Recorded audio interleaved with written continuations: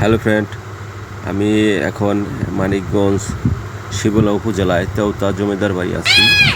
এখানে আমাদের জাতীয় কবি কাজী নজরুল ইসলামের শ্বশুরবাড়ি। এখানে উনি অনেকবার এসছেন। এখন বর্তমানে এখন কী অবস্থা দেখেন, ভুতুরে পরিবেশ। এখানে শত শত মানুষ আসে দেখার জন্য, কিন্তু এতটাই ভয়ঙ্কর।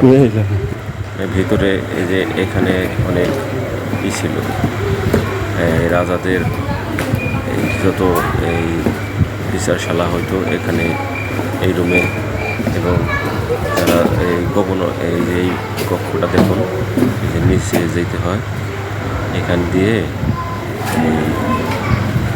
আসামিদের রাখা হতো, বা যারা আপনার দিত না, খাজনা দিত না, তাদেরকে এখানে রেখে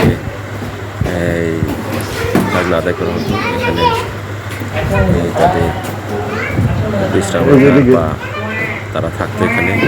এখন আমরা উপরে যাচ্ছি, দেখুন উপরে কী অবস্থা, ভয়ঙ্কর পরিবেশ। এটা আপনারা যদি দেখতে চান, সরাসরি মানিকগঞ্জ জেলা থেকে পশ্চিম দিকে শিবালয় উপজেলার তেওতা জমিদার বাড়ি আসতে পারেন দেখার জন্য। খুব সুন্দর কিন্তু ভয়ঙ্কর। যাদের মন বা হাড় দুর্বল, তারা এখানে না আসলে চলবে। দেখেন কি অবস্থায় যে ভেঙে যাচ্ছে, খুবই খারাপ অবস্থা। এখানে আসলে মনটা ভালো হয়ে যায়, যেহেতু এখানে আমাদের জাতীয় কবি কাজী নজরুল ইসলাম এখানে অনেক সময় কাটিয়েছেন। এখানে বসে অনেক কবিতাও লিখেছেন।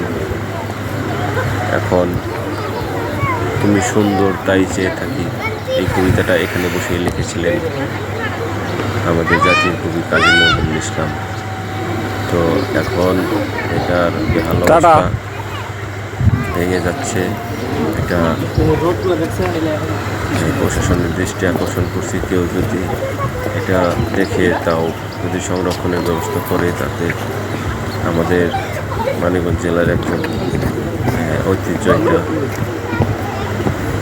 দেখুন কী অবস্থায় ভেঙে গেছে। ওখানে ওখানে সিঙ্গাপুরে বা এই শঙ্খ বাঁশি বাজাতো এই সারা এলাকার মানুষ চিত্র দেব ইউটিউবে। যে কোনো পূজা বা এর সময় হয়েছে। তো এই যে এখনো কিছু কিছু জায়গা আছে অনেক সংরক্ষণ করার মতো। এই যে এখানে ভেঙে গেছে, সুন্দর দেখছেন, ভেঙে গেছে, কিন্তু কাঠ দিয়ে তৈরি হয়েছে। এই লোহাগুলা এখনো সেই রকম শক্তিশালী আছে। আসলে এই যে দেখেন, এটা হলো নিচে নামার দরজা, খুব ভয়ঙ্কর। যে কেউ জায়গায় ভয় পাবেন। দেখেন আমি যাচ্ছি, সিরিয়াসলি খুবই ভয়ঙ্কর। তো আমার নিজেরই ভয় লাগতেছে। এখানে দেখুন, ওই যে এখানে যদি কেউ পড়ে যায়, তাকে আর খুঁজে পাবে না। সাবধান, সিরিয়াস অবস্থায়। দেখুন, আসলে দেখার অনেক কিছুই আছে এখানে।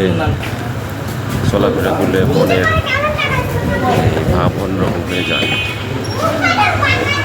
এখানে খুব শান্ত পরিবেশ, সামনে মাঠ আছে।